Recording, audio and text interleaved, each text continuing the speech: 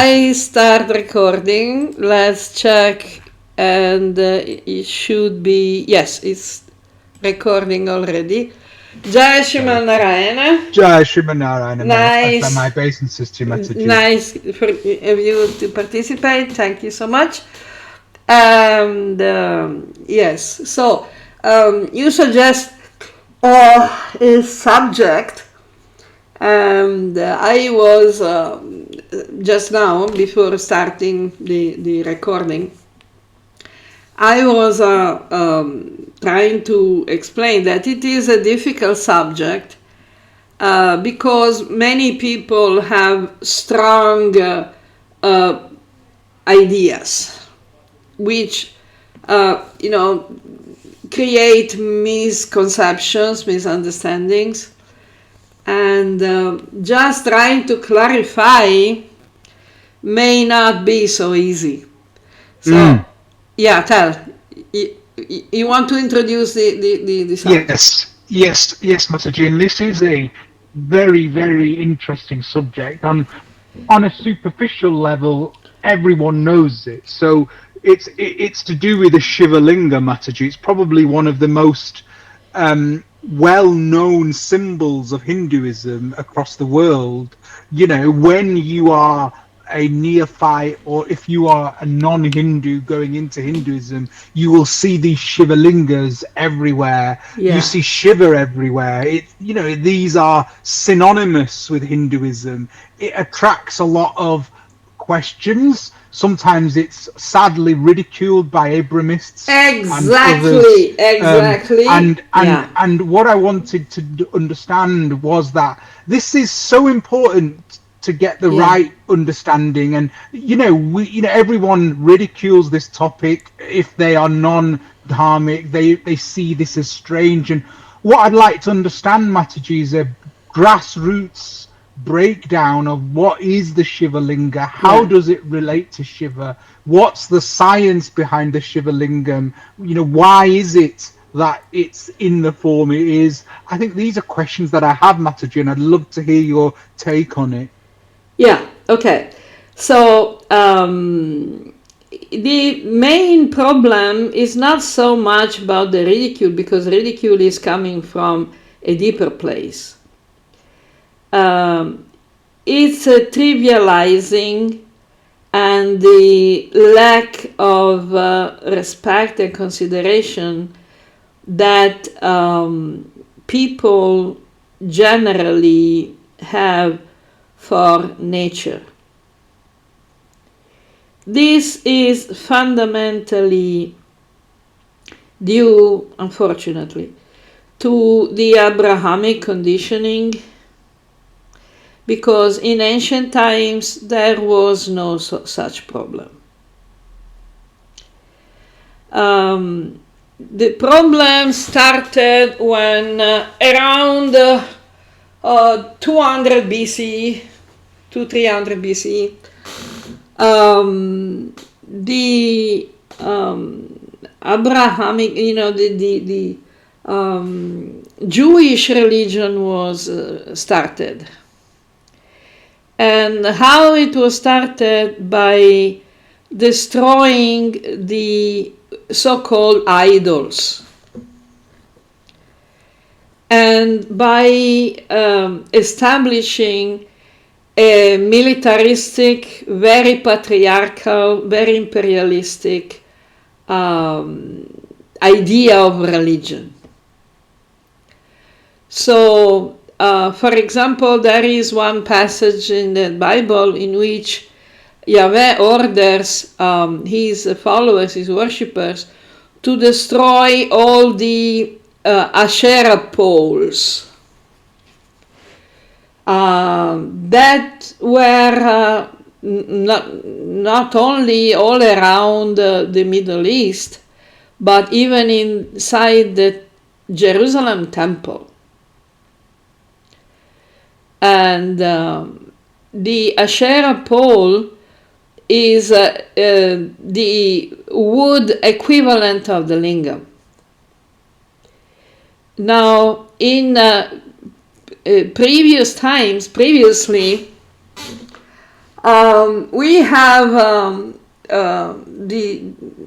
we have information and also graphic information and mentions in the Bible of the anointing, the offering of oil, sacred oil and water and other auspicious substances to the sacred stones. We have drawings we can find on internet. It's not so easy to find, but we can find. And sure. Yeah, tell.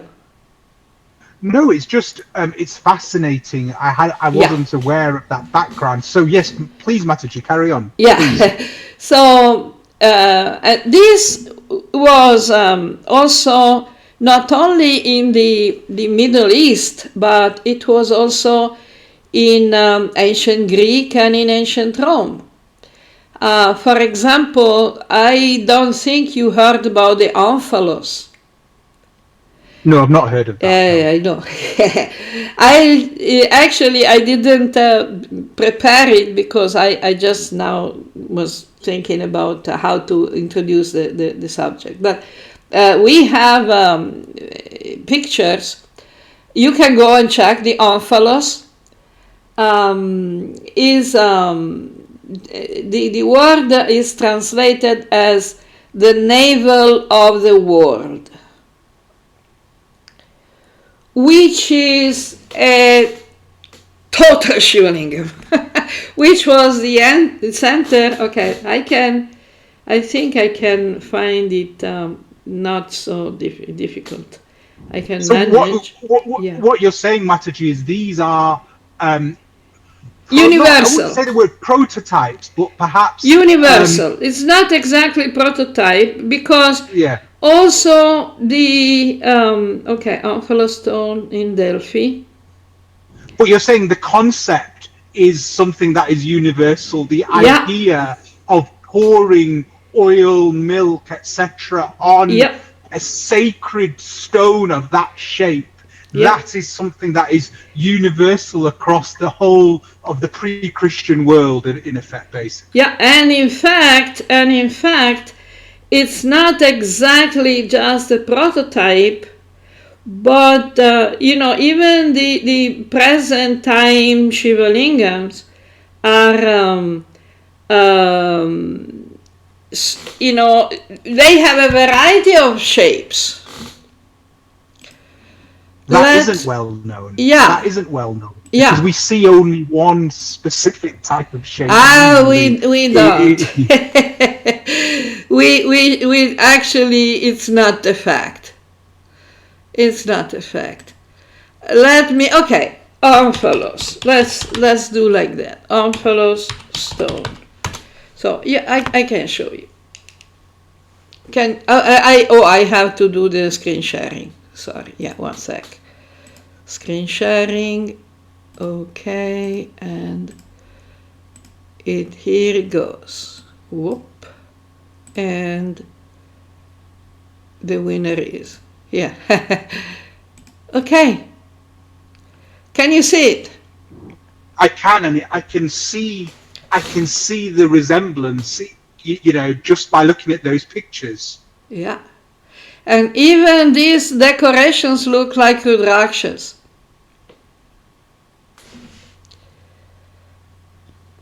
Yes, Mataji, carry on. This is fascinating. So we've already learned that the concept was fairly universal across the entire pre-Christian world, in effect, basically. You see, totally universal. And there was one, actually, when I was making research on this subject specifically, there was one specifically, Delphi is the main one, which was considered in ancient Greece the center of the universe. That place, at Delphi. But there were so many, the navel of the earth, the omphalos of Delphi. Delphi was a very important holy place in ancient Greece, because there was a famous oracle of Delphi. Yes, I've heard of that a lot. Yeah, yes, so sure. this was the center. And this is another one. And if you see the Jyotirlingas, we can see the 12 Jyotirlingas, and we can see that they have different shapes. Okay, right. You see the different shapes. Especially the most interesting shape that I find is the Kedarnath one. Okay, content is protected, so we cannot open it. Okay, yes, let's see. Kedarnath is very famous, and the temple there as well. Yeah, and it has nothing to do with the famous male genitalia that is generally identified with. Yeah. That's why people mock. That's because they have lost the plot of the universe. When you speak about God the Father, even in Christianity, what do you mean by Father? What is the definition of Father? Oh, Krishna in Gita says, Aham bija pradapita. I am the father who gives the seed. There is nothing shameful about that. So, Mataji, when we come across a Shiva lingam, I understand there are various parts. First of all, can you explain to us what it represents? Now that we've taken away some of these misconceptions. It represents the form of the formless. In grammar, Sanskrit grammar, the meaning of the word, meaning grammar,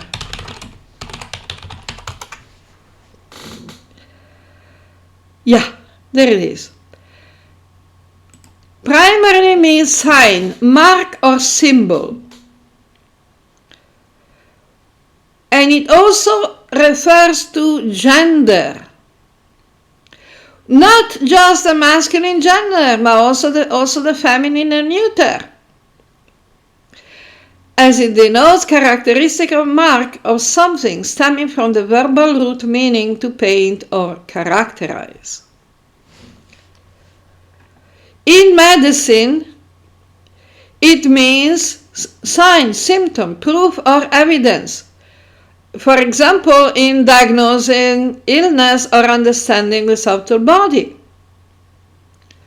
So, this is important to understand, because as I was starting, as I just said in the beginning, the problem is that people have come to disrespect nature in general, and the lingam is a symbol of nature.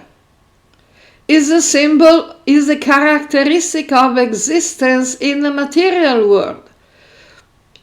So it's the father and the mother, because we in the lingam usually we don't only have the lingam, we also have the yoni.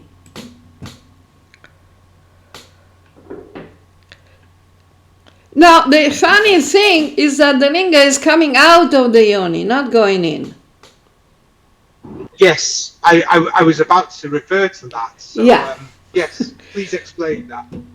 Which it's, which is a very clear indication that it's not the ordinary thing that the Hindu haters are trying to,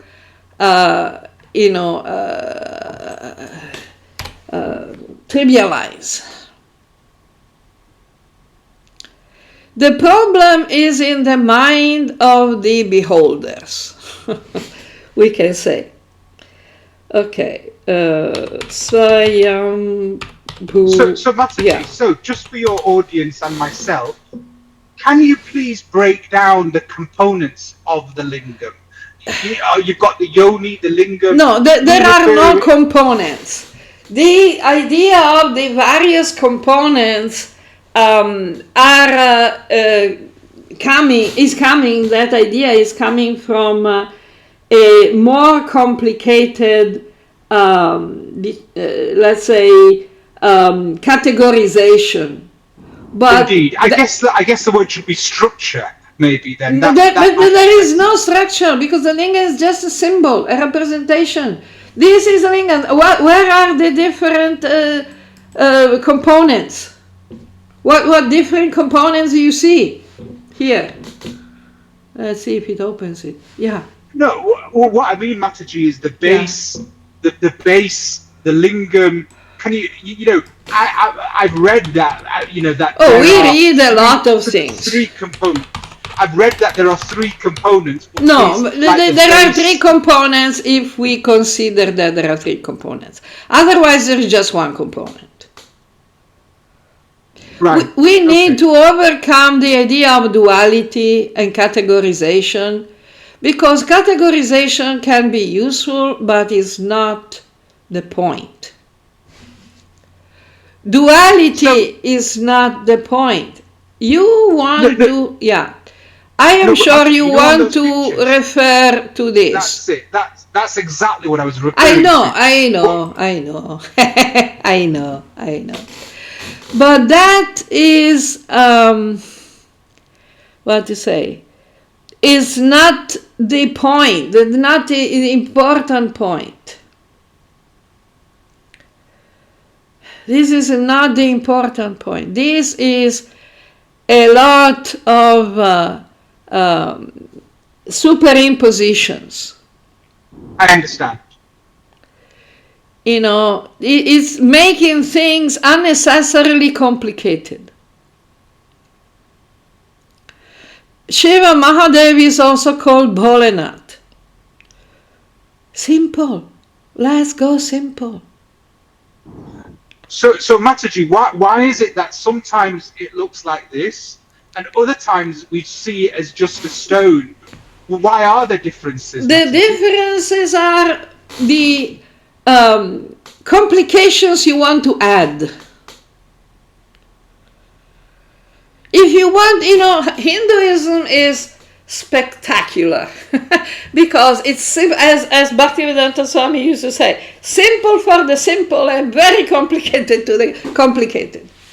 You want complication? Wow, you got unlimited. No, of course, like the Tantra, like you mentioned the Tantra as an example. So Mataji, on my altar, I have a Shiva lingam that looks exactly like that. Because that's a classic. Milk is poured on it, etc. But is there any difference between that Shiva lingam and the Shiva lingam, which is just the lingam alone, just the stone that has the milk poured on it? That's my question. No, there's no difference. There's no difference. What is, I believe that this, adding the Brahma Bhaga, Vishnu Bhaga, the Shiva Pit, was originally, the core idea is practical. Means you need to stand the lingam somewhere. And when you offer water, because Shiva loves the Abhishek, so Krishna loves nice ornaments and dresses, but Shiva loves Abhishek. So when you are offering Abhishek, the liquid has to go somewhere. So to avoid excessive mess, we have the yoni shape. So is that like an area to drain it, basically? Exactly. Is that right, Mataji? Exactly. And the Vishnu Pita is the stand. Okay, so in essence, the real business component of it is the lingam. Yes. And the stand and the yoni effectively serve as a drainage and a stabilizer. Effectively. Then if you want to philosophize on that, no problem. The Vishnu Pita is the support of everything, is the Param Brahman, is a non-manifest that supports everything. Which is, okay, I like it. And the yoni is the manifestation place from which the creation runs, moves. So when the water is running through the yoni, that's a beautiful symbol of the Mother Goddess that constantly moves and runs the whole show. What I don't like is this Brahma Bhaga, Brahma Pita that was added just to show that we have the Trimurti. Well, I've never heard of that, but all I know is that... But they just want to put something. The wonderful thing about Hinduism is that we don't have dogma. We don't have a pope that says, you are a heretic because you are saying Vishnu Brahma Shiva. Nobody's going to create problems to people about that. But what we have established in this discussion so far is that the yoni, the support is Vishnu, the sustainer. You've got yoni as manifester, as Shakti, perhaps, and then you have the Abhisheka that is poured on the lingam, which signifies Shiva. Now, Mataji, let's now... Yeah, so, you see, for example here, this is a very traditional representation. They added the three pundra here with Photoshop because, but it's okay. The origin, it's photoshopped because it doesn't have a curvature, it doesn't have a perspective, so you can see easily that's photoshopped, but it's okay. So you have the lingam and the yoni, and you have the Vishnu Bhag, the Vishnu Pita. Where is the Brahma Pita here? Well, I mean, to be honest, Mataji, most of your listeners won't even be familiar with the Brahma Bhaga anyway. Exactly, who cares? We just know the lingam, the fountain, the area where it drains, and then the stand. So which is beautiful. We are happy with that. Yeah, we are happy. For me, that's good enough, and that gives me a good understanding. So, my next question, Mataji, is why Shiva? And why the lingam's linked with Shiva? That's my next question. What's the linkage here with Mahadeva and the lingam specifically? Yeah, because Mahadeva is the form of Vishnu that manifests in this world. Is the first avatar, is Mahavishnu, that is the Sadashiva. Mahavishnu is Sadashiva. Even the Chaitanya Charitamrita says that.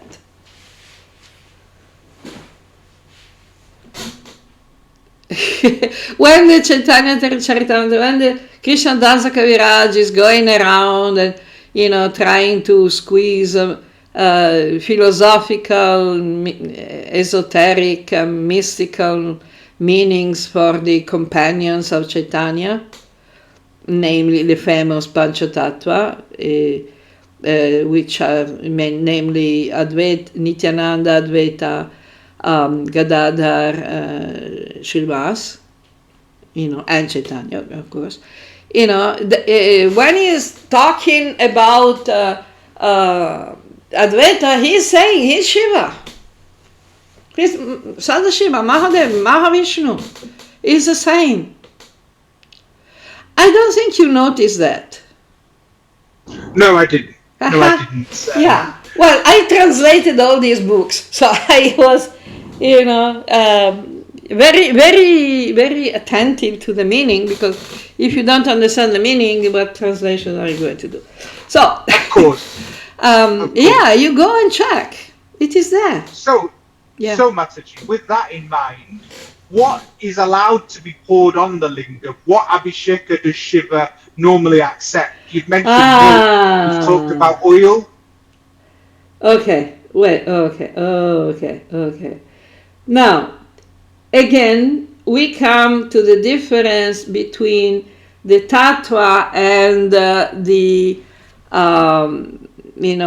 ritualistic tradition. There are things that each particular personality of God prefers. But as we have mentioned also on other occasions, God will accept gladly anything that is offered with sincere devotion. So, we have the example, I think it was Vishnu worshipping Shiva lingam, and was offering lotus flowers. So 1,008 lotus flowers. So, the story goes, of course it's a lila, it's not, real thing. It's not historical. So he found that he had 1,007 lotus flowers. So one was missing. So what did Vishnu do? He removed one of his eyes, and offered it as a lotus. And we have the famous image of this guy. I don't know if you have seen. There is one guy who is keeping a foot on the Shiva, one of his feet on the Shiva lingam. Yes, one of the avatars. No, it's not one of the avatars. He's a devotee. No. Oh, no, sorry. No, it's not one. You're confusing with Vamana, but that has nothing to do with the Shiva lingam. You're confusing with Bhrigu Muni. Yes, it has nothing to do with the Shiva lingam. Yes, okay. Please carry on. Please. This devotee actually had offered also. He had offered his eyes, So because he was blind, he wanted to keep track of where the Shiva Linga was, and his hands were busy with the offering. He put a foot, one of his feet, on the Shiva Linga just to know where it was, in order to make the offering. Yes. And we have the example of Krishna going to Vidura's house, and Vidura was offering, he had bananas, and he was peeling the bananas, throwing away the banana, and giving Krishna the peels. But not because he was trying to mock Krishna, or to offend, or to be disrespectful, or stupid, or silly. That's because he was confused. He was the best thing he could offer. And there are people who offer their own blood. There is one offering. Yeah, that is also. So. Yeah. So the point is that, of course, Shiva, and Krishna and Vishnu and all the personalities of God are, prefer the sattva guna if we need to get, material. Sattva is better, so we have the Ganga Jal, the Ganges water, Ganga water, and we have, pure milk. Milk is pure, is nutritious and everything, and we have yogurt, and we have pure water, and we can have fruit juice, we can have so many things, but the things that are considered, and we consider pure, auspicious, and pleasurable. Fine. That's really helpful. So, Mataji. Yes. Just before I go on to my next question. Okay. If you were to round off in a nutshell, because I've got a few follow-up questions, but before we finish this particular one, the Shiva lingam itself, if you were to round this off in a nutshell, what does it represent for the metaphysically then? If someone asks you, what does this mean metaphysically, what would you say to that, Mataji? As I was saying in the beginning, it's the form of the formless. It's a form, but it is not specific, because it contains all the forms. It has all the forms in potential. It's a potential of every manifestation, because the Father has a potential for the manifestation for all the children. I understand. Is it in a way Purusha? Yes, it's a Purusha. Yeah, exactly. But we don't want the sniggering, the silly sniggering, because that's annoying. No, it's just that obviously people talk about make rude connotations with that. Does it have anything, Mataji, to do with any form of? It has nothing to do. What can you just clarify this, just for the record? No, it's not that it doesn't have anything to. Okay, no, it's not that to do with the phallic imagery or genitalia. No, it's not that it. Again, this is the problem. It's not that it doesn't have anything to do with that. The problem is that in the mind of people, the phallic imagery is vulgar, rude, and bad, and indecent. Now, this was not the idea of Vedic culture, of the original Hinduism. And in fact, this idea of the indecent, is the main source of mental diseases in the present society.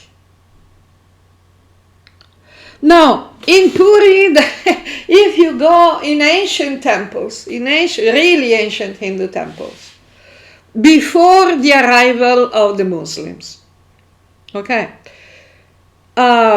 there is a lot of very explicit iconography and even representations without specifically referring to the deities. But in the temples, around the temples, inside the temples, external walls, internal walls, and the deities themselves, they don't have a problem. You go to Khajuraho, you also go to Konark, you have the same situation. Yes, I've heard, I've seen them, I've seen the imagery. And in fact, even the Jagannath Puri temple in Puri, the Sri Mandir in Puri, also had all these representations, and they were covered with plaster because they were indecent, according to some idiots.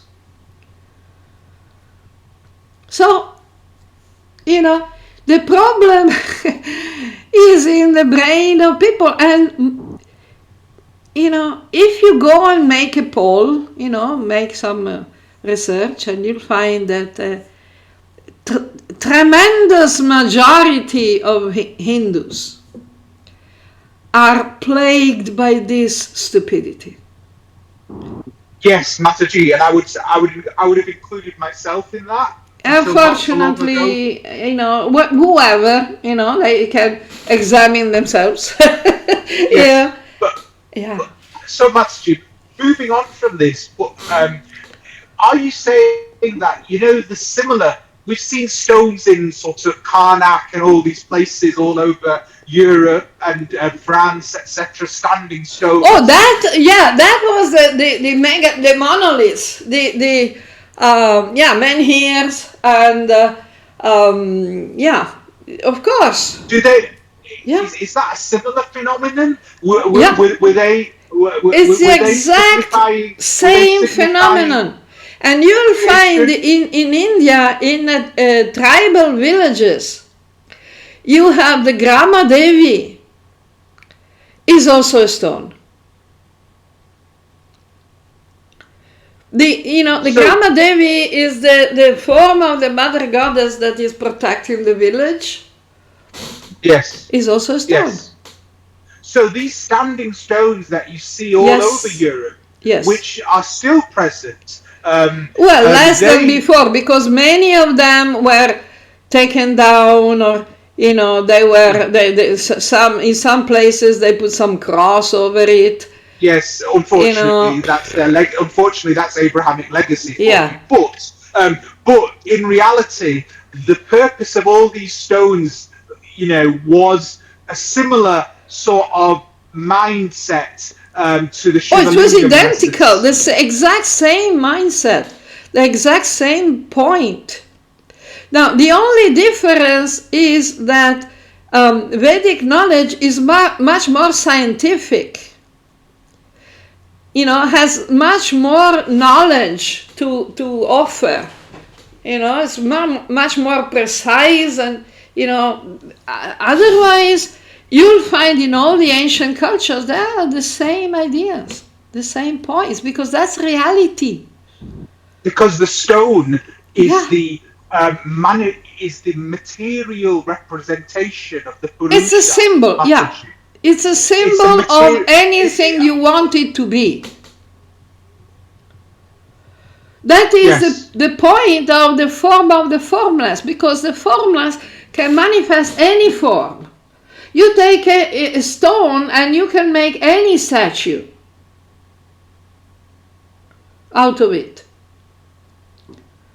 So the stone, the Swayambhu, natural Yes. stone. Yes. That makes sense, because Yeah, with that stone, I can craft. I can craft exactly. anything because it's a formless stone, and therefore I can use that to craft any It has deity, the anything, because potential of that is the root. manifesting everything. Yes, That's the root of all existence, in yes, effect, basically. That's yes, yes. That's the meaning.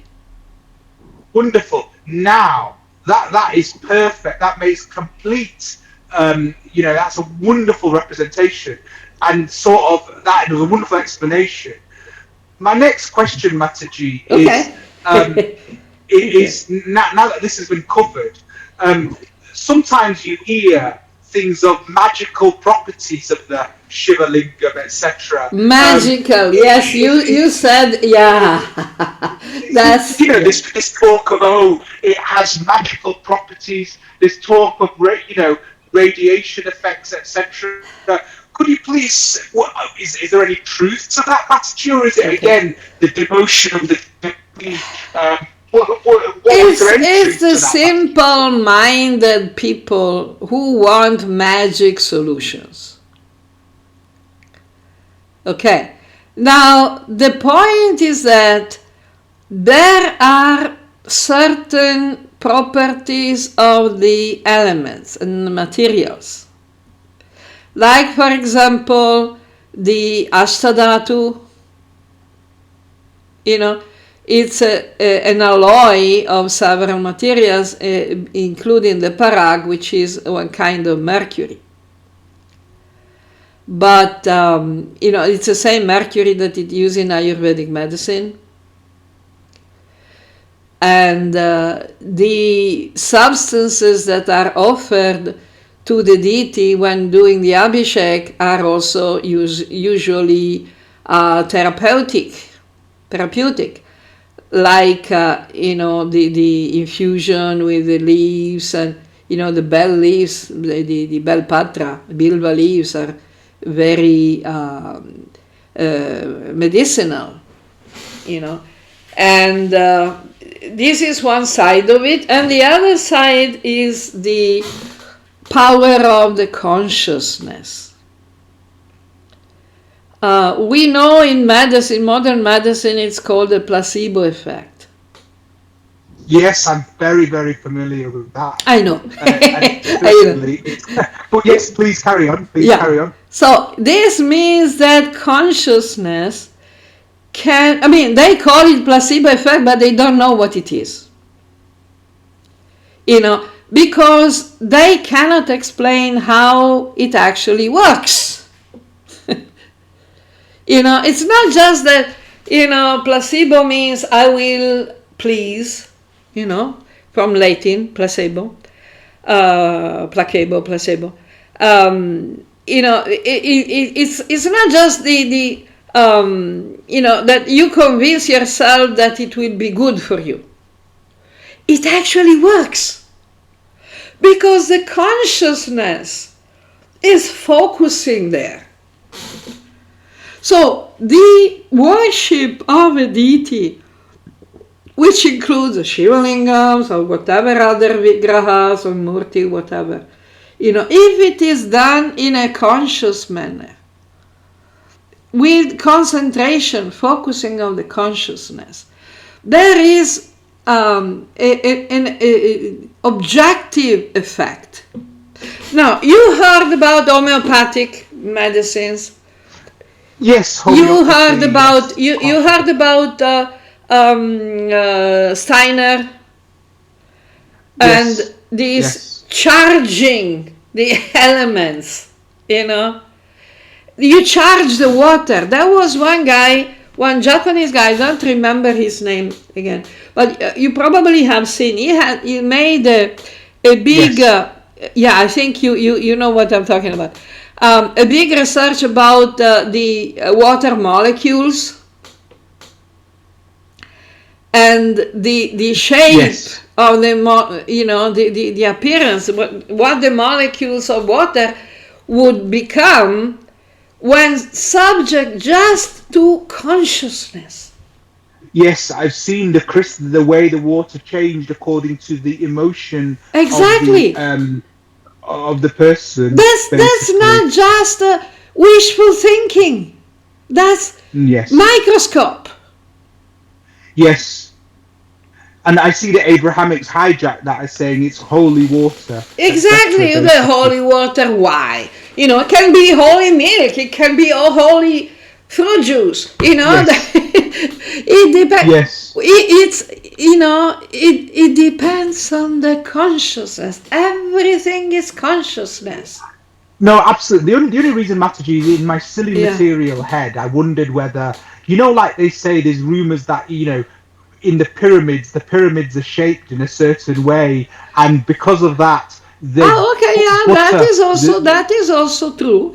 But the point is that, there is a particular geometrical shape which the Shiva linga doesn't have.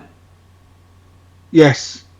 The deities don't have a geometrical shape. The yantras do. Yes. So we have to make a distinction between the vigraha and the yantra, the lingam and the yantra, because we have a Shiva yantras, of course. Yeah. Would you mind spending a few minutes talking? That's probably a topic in its own right, but the yantras. What's the significance of the yantras? That's a few minutes. Okay. We'll probably spend a whole section on this. If you were to summarize it in a nutshell, let's make it simple. Let's make it simple.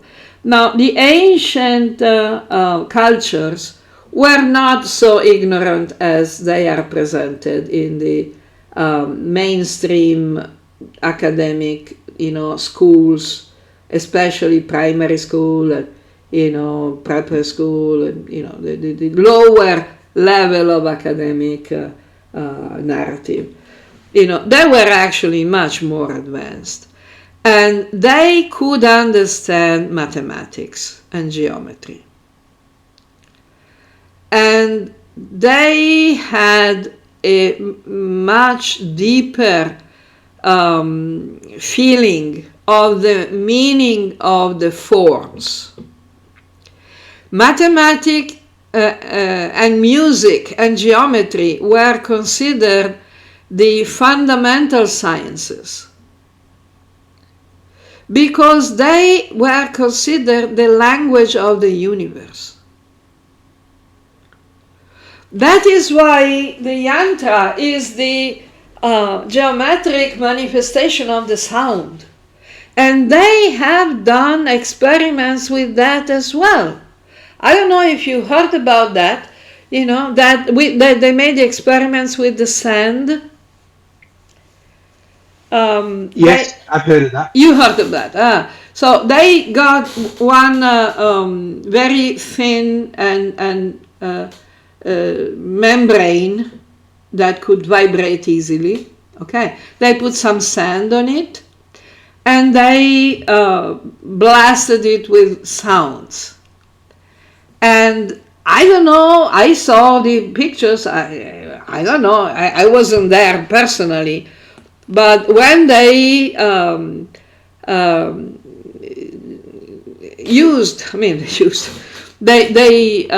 they blasted the mantras, especially Om, yantras came out.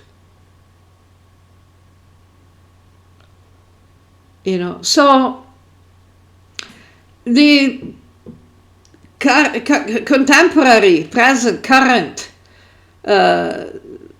scientific research, mainstream scientific research, has not reached there yet.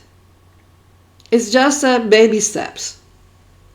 But in ancient cultures, there was a much more precise and deep knowledge about all this.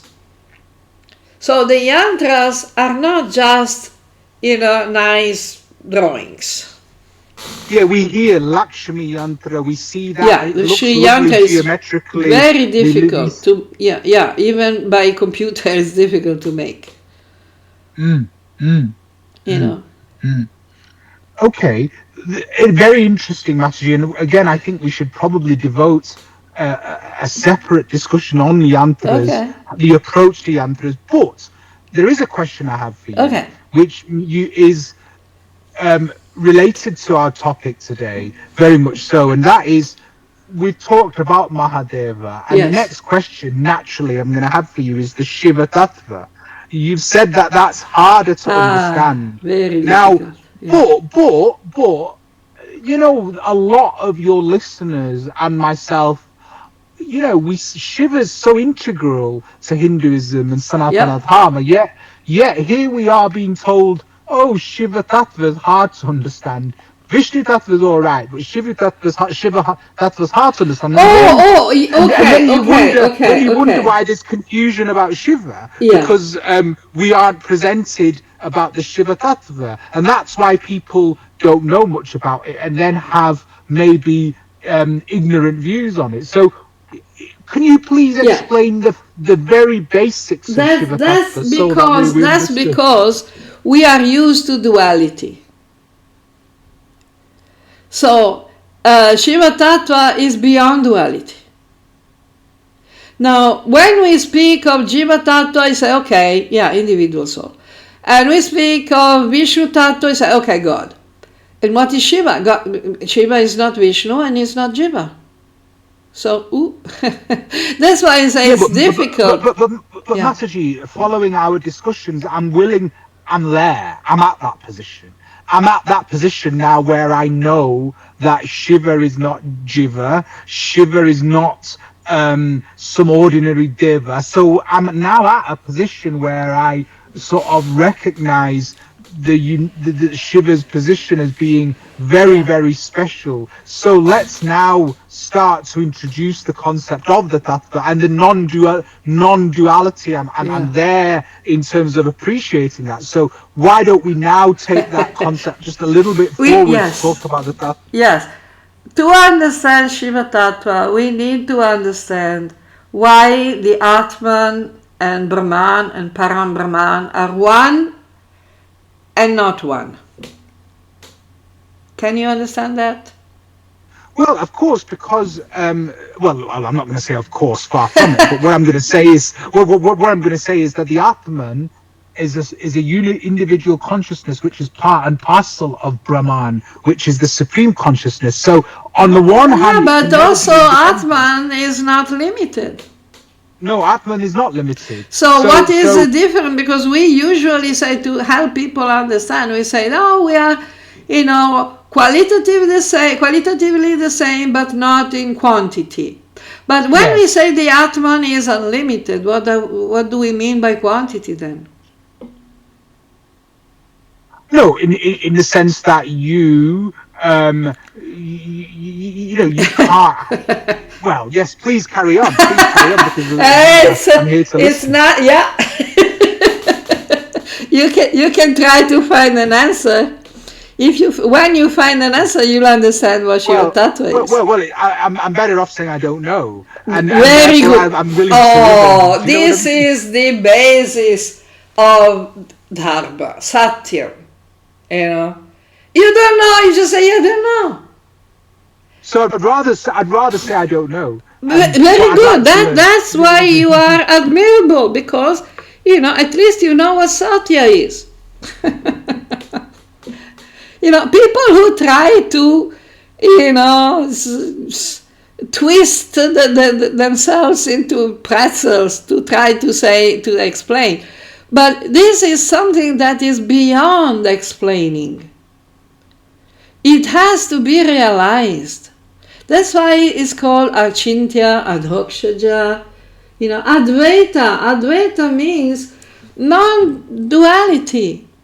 The problem is that everything we experience in this material world seems to be based on duality, but duality is the illusion, is Maya. Now, yes, we can overcome Maya only by realization.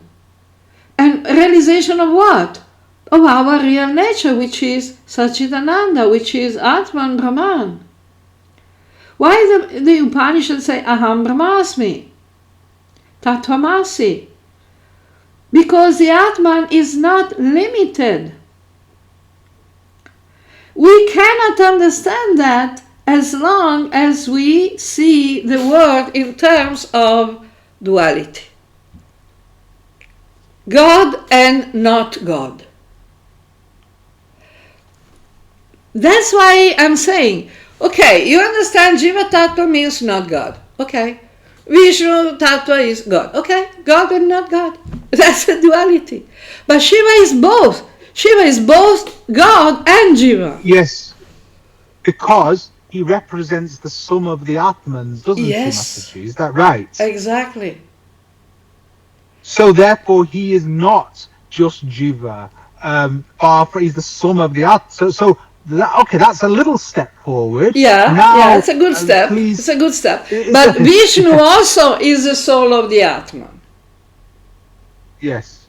But the difference is that Vishnu is non-manifested, while Shiva is manifested. Yes. But it's a form. He's the form of the formless. He's the middle ground. So Shiva is the form of the formless, which is linked to the lingam, basically, in essence, isn't it? Yeah, exactly. That's why he's represented as a lingam. But what and is then it? Again, and then taking it again, before you get to that bit, then you mentioned Vishnu is non-manifested. It's Yoga Maya that causes the avatars to manifest. Exactly. That's exactly what Adi Shankar says, which is something really flabbergasted me. In the first the first line of his commentary to Bhagavad Gita is Narayana Paravyaktat. Narayana is non-manifested. Is supreme because it's non-manifested. It means that it doesn't mean that it doesn't exist and it doesn't have a form. It has all the forms. And this is what Krishna is showing Arjuna. And you cannot understand it with the material logic of the binary logic. Okay, so again, we're starting to understand that Shiva is the sum total of all the Atmans. We've understood now that Shiva is the manifestation of Vishnu in the material world. We've talked about Shiva being the sum total of all the Atmans. Therefore, Shiva crosses both Jiva Tattva and Vishnu Tattva. Vishnu Tattva. So, Mataji, let's now get into the Shiva Tattva, because the average person Googles it and sees Bhairava and sees Bolanath and all these things. How do we translate what you've said metaphysically to all these various forms of Shiva Tattva? What are the forms in a broad brush, and how do we translate what we've just said to the actual physical forms? We just said that the form of the formless is containing all the possible forms. So we see in the various manifestations of Shiva, of the Shiva Tattva, we see a great number, we could say an unlimited number of particular manifestations that represent archetypal qualities of reality. Basically, Shiva, the most important function of Shiva is the Guru Tattva. At this, everybody agrees on this. Everyone agrees on this.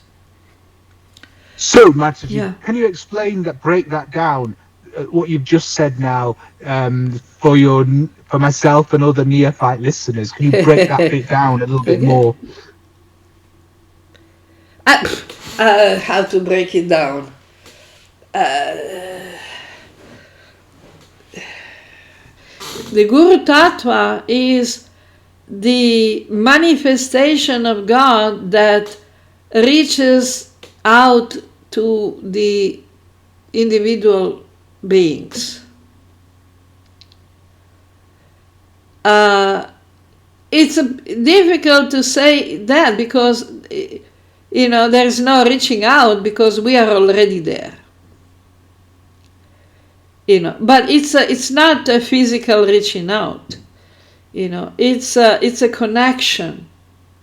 Because so this is why they say Shiva is the greatest Vaishnava, and he is Adi Guru because of this role, basically. Is that why, Mataji? Yeah. And Vishnu is a great Shaivite. He's a great Shaivite. Yes.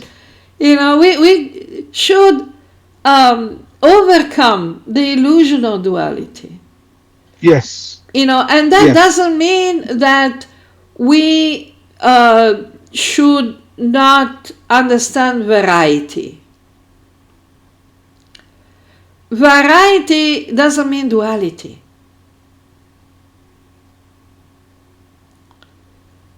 Mathematically speaking, it's different. Duality means two, binary thinking, yes or no. Variety means there are so many ways, so many forms, so many options, so many qualities, so many positions, so many activities. That is opening our mind much more than duality. Duality is illusory because it chains us to a kind of Pavlovian reflex. Yes. Yes or no? There's so many. When we say thinking out of the box, this is the big step that humanity is trying to do now. thinking out of the box. Yes. You know, Yes. we know that. We know how to think out of the box before the Abrahamic ideologies were Yes. established. We know that. Yes. Yes. You know, Yes. but then we got this schizophrenic idea, yes or no? What does it mean, yes or no? So, Mataji, in a nutshell, what Yeah. does the word tattva actually mean? If I was to explain tattva in a nutshell, whether it's Shiva tattva, Vishnu tattva, Jiva tattva, what does that tattva actually mean, Mataji? Tattva means essence, reality, substance. Not in a material sense, but in the sense of existence, the ontological reality of something. So Vishnu Tattva is the reality of Vishnu. You know, and Jiva Tattva is the reality of the Tattva, but it's very difficult to understand because even Krishna in Gita starts by saying some people, hear about the Atman and they find it amazing. Some people, even after listening, they don't, they cannot figure it out because I understand. it's not binary. Sure. It's not. It's beyond the duality. It's beyond time, space, and individuality. So tattva simply means essence, reality, the detail. That's what it effectively means, basically, in reality. It's not like, it doesn't translate into the. It's not a category. It's not like Vishnu tattva is not just Narasimha. No, it's Krishna, not a category. It's not a category. Because that's the misconception I had, that it's simply related to tattva simply means the various forms. Okay. The word tattva, etymologically speaking, grammatically speaking, is is a derivative. The noun is a derivative of tat. Tattva. Like we say Hindu twa. Okay. So we have tattva, which means the thing of being that.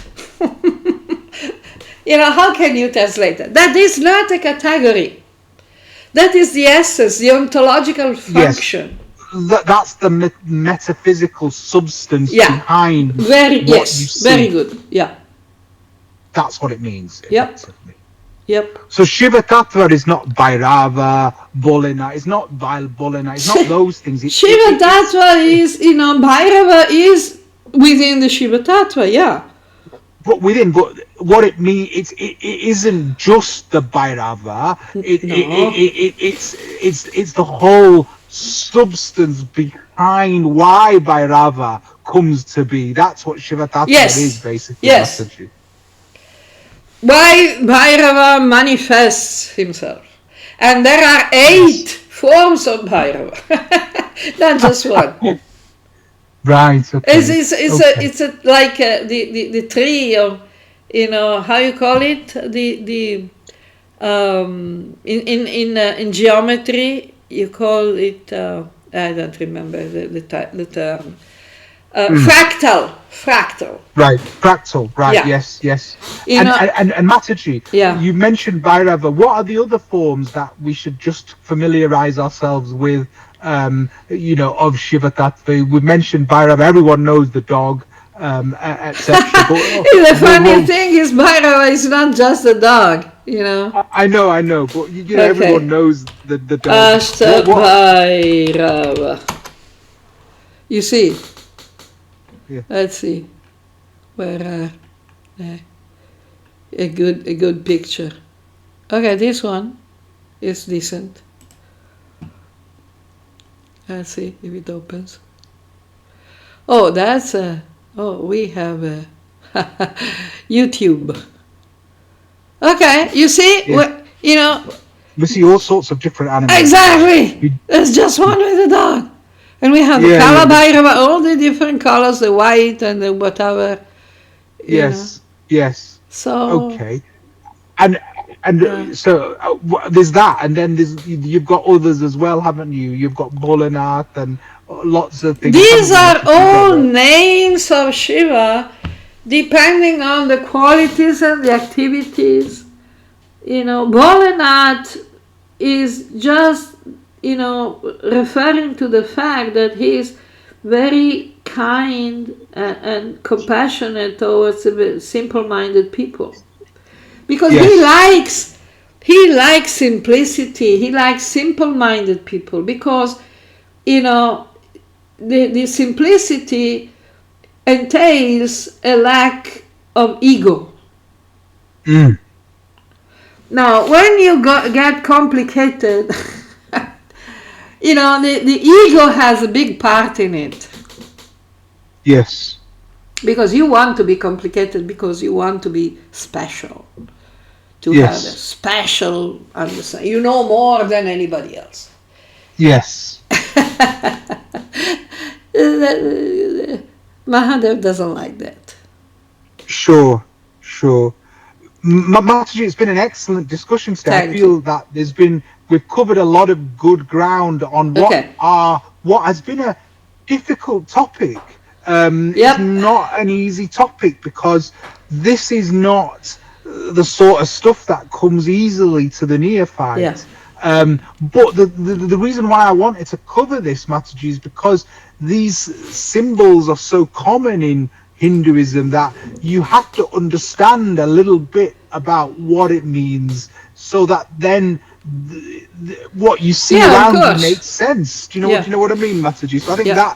that's been a very, very helpful Thank discussion. you. And Thank you. I'd like to thank you for this excellent discussion, which has been a very good follow-up Okay. Very to our useful. previous discussion. Excellent. Thanks for suggesting it and for supporting and participating. Thank you, Mataji. Jai Jai, Shriman Jai Narayana. Shriman Narayana. Jai Shriman Narayana.